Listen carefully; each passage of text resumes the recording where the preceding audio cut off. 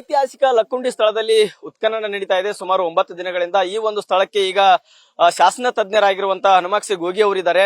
ಈ ಒಂದು ಲಕ್ಕುಂಡಿ ಇತಿಹಾಸದ ಬಗ್ಗೆ ಸಾಕಷ್ಟು ವಿಚಾರಗಳನ್ನ ಅವ್ರ ಕಡೆಯಿಂದ ತಿಳ್ಕೊಳ್ಳೋಣ, ಒಂದು ಪ್ರಯತ್ನ ಮಾಡೋಣ. ಮೇಡಮ್, ಈ ಒಂದು ಲಕ್ಕುಂಡಿಯ ಇತಿಹಾಸದ ಗತವೈಭವದ ಬಗ್ಗೆ, ಈ ಒಂದು ಶ್ರೀಮಂತಿಕೆಯ ಬಗ್ಗೆ ಹೇಳೋದಾದ್ರೆ ಏನ್ ಹೇಳ್ತೀರಿ ಮೇಡಮ್?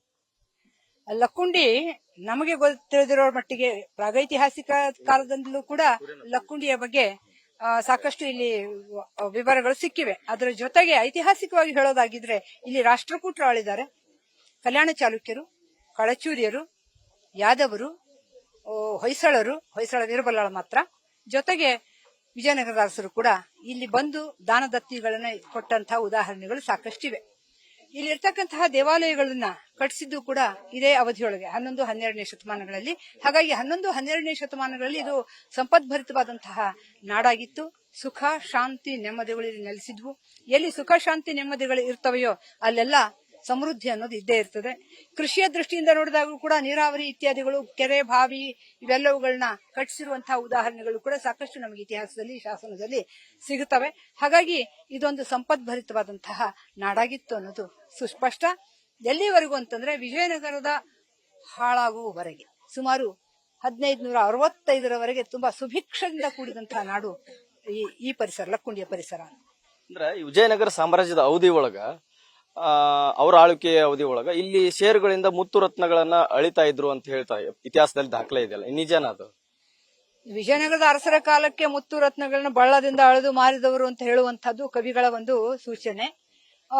ಅದು ಸಮೃದ್ಧಿಯ ಸಂಕೇತವನ್ನು ಹೇಳ್ತದೆ ಹೊರತು ಮುತ್ತು ರತ್ನಗಳನ್ನ ಬಳ್ಳದಿಂದ ಅಳದ್ರು ಅಂತ ಅನ್ನೋದು ಅದು ಉತ್ಪ್ರೇಕ್ಷೆ ಮಾತಷ್ಟೇನೆ. ಹಾಗಾಗಿ ಆದ್ರೆ ಆ ಕಾಲದಲ್ಲಿ ಸಾಕಷ್ಟು ಮುತ್ತು ರತ್ನ, ಹವಳ, ವೈಢೂರ್ಯ, ವಜ್ರ ಇವೆಲ್ಲವೂ ಇದ್ವು. ಚಿನ್ನದ ನಾಣ್ಯಗಳೇ ಚಲಾವಣೆಯಲ್ಲಿದ್ವು ಅಂತಂದ್ರೆ ಚಿನ್ನದ ಪ್ರಮಾಣವೂ ಕೂಡ ಹೆಚ್ಚೇ ಇತ್ತು ಅಂತ ಅನ್ನೋದನ್ನ ನಾವು ಗಮನಿಸಬೇಕು. ಬೆಳ್ಳಿಯ ನಾಣ್ಯಗಳಿದ್ವು, ಆದ್ರೆ ನಮ್ಮಲ್ಲಿ ತಾಮ್ರದ ನಾಣ್ಯಗಳು ಬಹಳ ಕಡಿಮೆ. ಶಾತವಾಹನರ ಕಾಲಕ್ಕೆ ಮಾತ್ರ ಈ ಸೀಸದ ನಾಣ್ಯ ಇತ್ಯಾದಿಗಳು ಬರ್ತವೆ.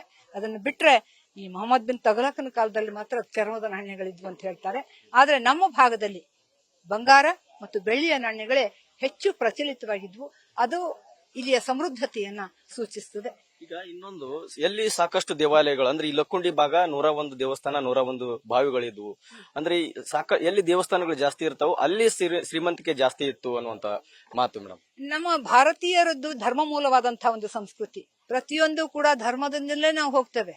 ಅದಕ್ಕೆ ನಮ್ಮ ಈ ಚತುರ್ವಿಧ ಪುರುಷಾರ್ಥಗಳು ಕೂಡ ಅದನ್ನೇ ಹೇಳ್ತವೆ, ಧರ್ಮ, ಅರ್ಥ, ಕಾಮ, ಮೋಕ್ಷ ಅನ್ನುವಂಥದ್ದು. ಹಾಗಾಗಿ ಧಾರ್ಮಿಕ ನಂಬಿಕೆಗಳಿಗೆ ಅನುಗುಣವಾಗಿ ದೇವಾಲಯಗಳನ್ನ, ಬಸದಿಗಳನ್ನ, ಚೈತ್ಯಾಲಯಗಳನ್ನ ಕಟ್ಟಿದ್ದು ನಾವು ಕಾಣ್ತೇವೆ. ಅಂದ್ರೆ ಈಗ ದೇವಾಲಯಗಳಲ್ಲಿ ಇರ್ತಕ್ಕಂತ ಈಗ ಶಿವನ ಮೂರ್ತಿ ಆಗಿರ್ಬೋದು, ಅದು ಬಸವ ಆಗಿರ್ಬೋದು, ಅಂದ್ರೆ ಈಗ ಬೇರೆ ಬೇರೆ ರಾಜಮನೆತನಗಳಲ್ಲಿ ನೋಡ್ತೇವೆ ಅಂತವೆಲ್ಲ. ಅಂದ್ರೆ ಇಲ್ಲಿ ಸಾಕಷ್ಟು ಪುರಾವೆಗಳು ಇದ್ದಿರಬಹುದು, ಅವೆಲ್ಲ ನಶಿಸಿ ಹೋಗಿರ್ಬೋದು. ಅಂತ ಸಂದರ್ಭದಲ್ಲಿ ಅವುಗಳ ಕೆಳಗೆ ಭಾಗದಲ್ಲಿ ಈ ತರದ ದೇವಸ್ಥಾನದ ಮೇಲ್ಛಾವಣಿಗಳು ಆ ತರದ್ ಏನಾದ್ರು ಬಂಗಾರ, ನಿಧಿ ಈ ತರ ಇಟ್ಟಿರ್ಬೋದಾ? ಆ ತರದ ಹೇಗಿರ್ಬೋದಾ? ಮೇಲ್ಛಾವಣಿ ಇತ್ಯಾದಿಗಳಲ್ಲಂತೂ ಇಡೋ ಸಾಧ್ಯತೆಗಳು ಕಡಿಮೆ. ಇತ್ತೀಚೆಗೆ ಈ ಬಸವಣ್ಣನವರು ಇದನ್ನ ಕುತ್ತಿಗೆ ಕತ್ತರಿಸಿ ಬಿಡ್ಬೇಕು, ಅದ್ರ ಒಳಗೆ ಬಂಗಾರ ಇರ್ತದ ಅನ್ನುವಂತ ಕಾರಣದಿಂದಾಗಿ ನಮ್ಮಲ್ಲಿ ಬಹಳಷ್ಟು ನಂದಿ ವಿಗ್ರಹಗಳನ್ನು ಒಡೆದು ಹಾಕಿದ್ದು ಕೂಡ ನಾವು ನೋಡ್ತೇವೆ. ಆದ್ರೆ ಅಲ್ಲಿಯೂ ಕೂಡ ಇರೋದಿಲ್ಲ. ಇದ್ರೆ ಎಲ್ಲಿ ಇರಬಹುದು, ಎಷ್ಟು ಪ್ರಮಾಣದಲ್ಲಿ ಇರಬಹುದು ಅನ್ನೋದನ್ನ ನನ್ನ ತಿಳುವಳಿಕೆಯ ಮಟ್ಟಿಗೆ ನಾನು ಹೇಳಬೇಕು ಅಂತಂದ್ರೆ, ಈಗ ನಾವು ಒಂದು ಹೊಸ ಮನೆಯನ್ನ ಕಟ್ಟಿಸಿದಾಗ ವಾಸ್ತುಪುರುಷ ಅಂತ ತರ್ತೀವಿ. ಪಂಚಲೋಹದ ಒಂದು ವಿಗ್ರಹ ಇಷ್ಟೇ ಸಣ್ಣದೊಂದು 50 ರೂಪಾಯಿನೋ 100 ರೂಪಾಯಿನೋ ಕೊಟ್ಟು ತರ್ತೇವೆ. ಅದು ಪಂಚಲೋಹದ ವಿಗ್ರಹ ಅಂತ ನಾವು ಕರಿತೀವಿ. ಅದರೊಳಗೆ 5 ರೀತಿಯ ಲೋಹಗಳು ಇರ್ತಿದ್ವು, ಬಂಗಾರ, ಬೆಳ್ಳಿ, ತಾಮ್ರ, ಕಿತ್ತಾಳೆ, ಕಂಚು ಇತ್ಯಾದಿಗಳು ಇರ್ತಿದ್ವು ಅನ್ನುವಂಥದ್ದಿದೆ. ಹಾಗಾಗಿ ಈಗ ನಾವು ನಮ್ಮಲ್ಲಿ ಬಂಗಾರ, ಬೆಳ್ಳಿ ಪ್ರಮಾಣ ಕಡಿಮೆ ಆಗಿರೋದ್ರಿಂದ ಅದು ಪಂಚಲೋಹ ವಿಗ್ರಹ ತಂದು ಇಡ್ತೇವೆ.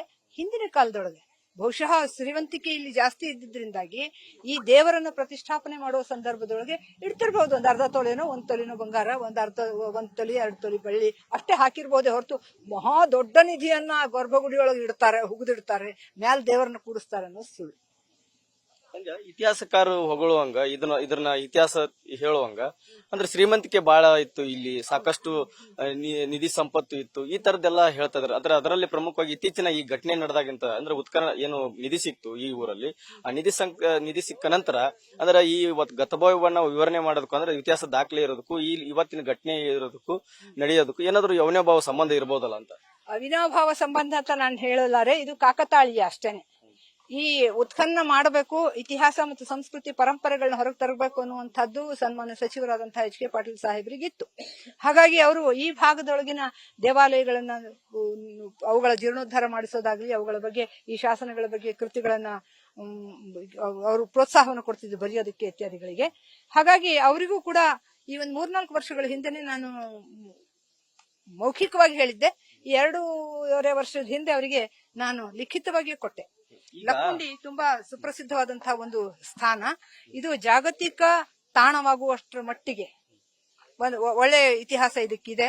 ಯಾವ ರೀತಿ ಹಂಪಿ ಇವತ್ತು ವರ್ಲ್ಡ್ ಹೆರಿಟೇಜ್ ಸೆಂಟರ್ ಅಂತ ನಾವೇನ್ ಹೇಳ್ತೀವಿ, ಹಾಗೆ ಇದು ಕೂಡ ಜಾಗತಿಕ ಪರಂಪರೆಯ ತಾಣವಾಗಬಹುದು. ಆದ್ರೆ ಆಗೋದಕ್ಕೆ ಕೆಲವು ಅಡೆತಡೆಗಳಿವೆ, ಅವುಗಳನ್ನ ನಿವಾರಿಸಿ ಸಾರ್ ಅಂತ ನಾನು ಹೇಳಿದೆ.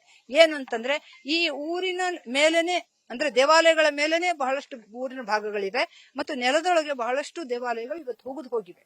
ಯಾಕೆಂದ್ರೆ ಈಗ ನಮಗೆ ಕಣ್ಣಿಗೆ ಬೀಳ್ತಾ ಇರೋದು 3-4 ಬಸದಿಗಳು ಮಾತ್ರ. ಶಾಸನೋಕ್ತವಾಗಿ 15 ಬಸದಿಗಳು ಈ ಊರಲ್ಲಿ ಇದ್ವು ಅಂತ ಅದರ ಪಟ್ಟಿಯನ್ನು ಕೂಡ ನಾನು ಕೊಡ್ತೇನೆ. ಅದರ ಜೊತೆಗೆ ಶಿವ ದೇವಾಲಯಗಳು ಕೂಡ ಸಾಕಷ್ಟಿದ್ವು. ಇಲ್ಲಿ 4 ವಿಷ್ಣು ದೇವಾಲಯಗಳು ಶಾಸನೋಕ್ತವಾಗಿ ನಮಗೆ ಕಂಡು ಬರ್ತವೆ. ಹಾಗಾಗಿ ಈ ದೇವಾಲಯಗಳನ್ನ ಕಟ್ಟಿಸುವಂತಹದ್ದು ಮತ್ತು ಆ ದೇವಾಲಯಗಳನ್ನ ದಾನ ಕೊಡ್ತಕ್ಕಂಥದ್ದು, ಅದು ಭೂದಾನ, ಹಣದಾನ, ವಸ್ತುದಾನ, ನಾಣ್ಯದಾನಗಳು ಕೂಡ ಇರಬಹುದು. ಇವೆಲ್ಲವುಗಳನ್ನ ಕೊಡುವಂತಹ ಸಂದರ್ಭದಲ್ಲಿ ಇಲ್ಲಿ ಸಮೃದ್ಧತೆ ಇತ್ತು ಅನ್ನುವಂಥದ್ದು. ಹಾಗಾಗಿ ಅಲ್ಲಲ್ಲಿ ಯಾವುದೋ ಒಂದು ಕಾಲಕ್ಕೆ ಯಾರೋ ನಮ್ಮ ಪೂರ್ವಜರು ಮನೆ ಬಿಟ್ಟು ಓಡಿ ಹೋಗುವಾಗ ಬೇರೆ ಬೇರೆ ಕಾರಣಗಳಿಗಿದೆ, ಅದು ರೋಗ ಇರಬಹುದು, ಸೈನಿಕರ ದಂಗೆ ಇರಬಹುದು, ಅಥವಾ ಇನ್ಯಾವುದೋ ಕಾರಣಗಳಿಗಾಗಿರ್ಬೋದು, ಅವ್ರು ಬಿಟ್ಟು ಓಡಿ ಹೋಗುವಾಗ ಅವ್ರಿಗೆ ಇಡ್ಲಿಕ್ಕೆ ನೆಲನೇ ಅವ್ರಿಗೆ ಹೆಚ್ಚು ಪ್ರಶಸ್ತ ಅನಿಸ್ತಿತ್ತು. ಹಾಗಾಗಿ ನೆಲದೊಳಗನೆ ಅವ್ರು ಹೋಗದಿಟ್ಟು ಓಡಿ ಹೋಗ್ಬಿಡ್ತಿದ್ರು. ತಿರುಗಿ ವಾಪಸ್ ಬಂದ್ರೆ ಅದನ್ನ ತಗೊಂಡ್ ಬಂದು ಉಪಯೋಗ ಮಾಡ್ಕೊಳ್ತಿದ್ರು. ಬರದೇ ಇದ್ರೆ ಅದು ಹಾಗೇನೆ ನೆಲದಲ್ಲಿ ಉಳಿದಿರುವಂತಹ ಸಾಧ್ಯತೆಗಳಿವೆ. ಅಂತಹ ನಿಧಿಗಳು ಇರಬಹುದು ಲಕ್ಕುಂಡಿಯೊಳಗೆ. ಆದ್ರೆ ಇಂಥಲ್ಲೇ ಇದೆ, ಶಾಸನ ಇದ್ದಲ್ಲೇ ನಿಧಿ ಇರ್ತದೆ ಅಂತ ಜನ ಏನ್ ಹೇಳ್ತಾರೆ, ಅದು ಮಾತ್ರ ಸರಿಯಾದ ಮಾತಲ್ಲ, ಅದು ಮೂಢನಂಬಿಕೆ ಅಷ್ಟೇ. ಇನ್ನೊಂದು ವಿಚಾರ, ಈ ನಿಧಿಯನ್ನ ಸರ್ಪಗಳು ಅಂದ್ರೆ ಇಲ್ಲಿ ಸಾಕಷ್ಟು ಸರ್ಪಗಳಿದಾವೆ, ಘಟ ಸರ್ಪಗಳಿದಾವೆ, ಆ ನಿಧಿಯನ್ನ ಸಂಪತ್ತನ್ನ ಈ ಸರ್ಪಗಳು ಕಾಯ್ತಾ ಇದಾವೆ ಅನ್ನುವಂತ ಮಾತನ್ನ ಇಲ್ಲಿ ಹಿರಿಯರು ಹೇಳ್ತಾ ಇದಾರೆ. ಅದಕ್ಕೇನ್ ಹೇಳ್ತೀರಿ ನೀವು? ಈಗ ಹಳೆ ದೇವಸ್ಥಾನಗಳಿರ್ಲಿ, ಹಳೆ ಮನೆಗಳಿರ್ಲಿ, ಅವೆಲ್ಲ ಹಾಳು ಮಣ್ಣು ಇರ್ತದೆ. ಅಂತಲ್ಲೆಲ್ಲ ಈ ಸರ್ಪಗಳು ವಾಸ ಮಾಡುವಂತಹ ಸಾಧ್ಯತೆಗಳಿರ್ತವೆ. ಜನ ಎಲ್ಲಿ ಹೆಚ್ಚು ಓಡಾಡೋದಿಲ್ವೋ ಅಂತಲ್ಲೆಲ್ಲ ಉಳ್ಕೊಳ್ತವೆ. ಹಾಗಾಗಿ ಜನರಿಗೆ ಆ ರೀತಿಯ ಒಂದು ನಂಬಿಕೆ ಇದೆ ಹೊರತು ಅದು ಮೂಢನಂಬಿಕೆ ಅಷ್ಟೇನೆ. ನಿಧಿಗಳನ್ನ ಕಾಯೋದಕ್ಕೆ ಯಾವುದೇ ಸರ್ಪ ಇತ್ಯಾದಿಗಳು ಇಲ್ಲ ಅನ್ನೋದು ಅತ್ಯಂತ ಸ್ಪಷ್ಟವಾದದ್ದು.